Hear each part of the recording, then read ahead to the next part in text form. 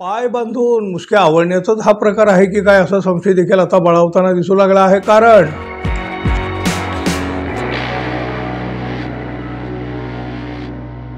मित्र हो नमस्कार।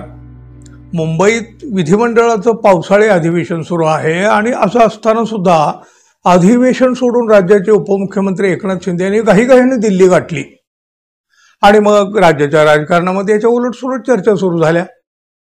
आणि बघा, याच दरम्यान शिंदे गटाचे एक मंत्री संजय शिरसाट हे बोलता बोलता असं काही बोलून गेले की त्यातून आतलं बरंच काही बाहेर आलं आणि मग मिटवा मिटवी करण्यासाठी एकनाथ शिंदे दिल्लीला धावले की काय अशी सुद्धा चर्चा सुरू झाली। शिंदे गटाचे हे मंत्री संजय शिरसाट यांना आयकर विभागाची नोटीस आली आणि त्याबाबत बोलता बोलता त्यांनी एकनाथ शिंदे यांचे चिरंजीव खासदार श्रीकांत शिंदे यांनाही अशी नोटीस आल्याचा उल्लेख केला। अर्थात त्यांनी नंतर घुमजाव केलं, होती असतं, पण श्रीकांत शिंदे यांनाही आयकर विभागाची नोटीस आली असल्याची शक्यता यामुळे अधिक आहे। एकनाथ शिंदे आणि त्यांच्या गटाला दाबून टाकण्याचा, निष्प्रभ करण्याचा प्रयत्न भाजपाकडून तो नेहमीच होतोय।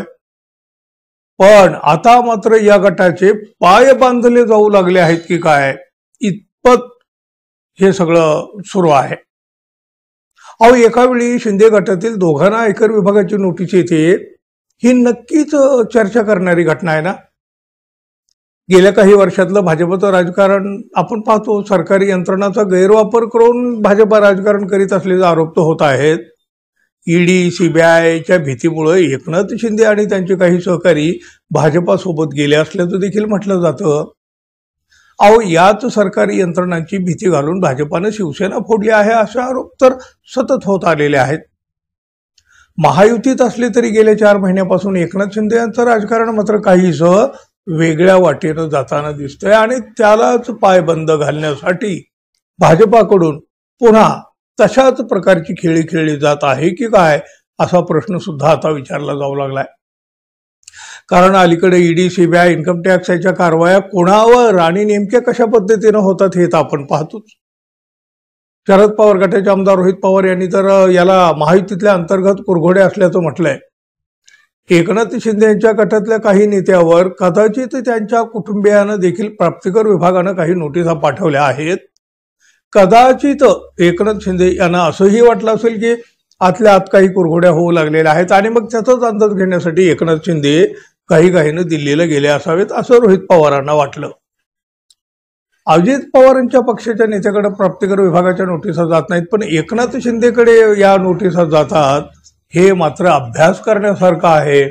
कदाचित मुंबई महानगरपालिकेसाठी एकनाथ शिंदे यांची ताकद कमी करण्याचा हा प्रयत्न भाजपाकडून होतोय असं चित्र आता दिसतंय असं रोहित पवार यांनी म्हटलं आहे। शिंदे गटातील नेत्यांना अशा प्रकारच्या नोटिसा येणं हा त्यांच्यासाठी जोर का झटका नक्कीच आहे।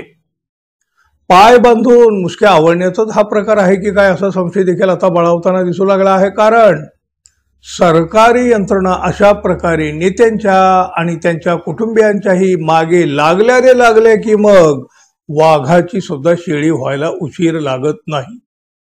आणि तसं पाहिलं तर एकनाथ शिंदे गटाचा आवाज आधीच क्षीण झालेला आहे, तो भाजपानं करून टाकलेला आहे, पण आता तो पुरताच बंद केलं जाणार की काय हे मात्र पाहावं लागेल।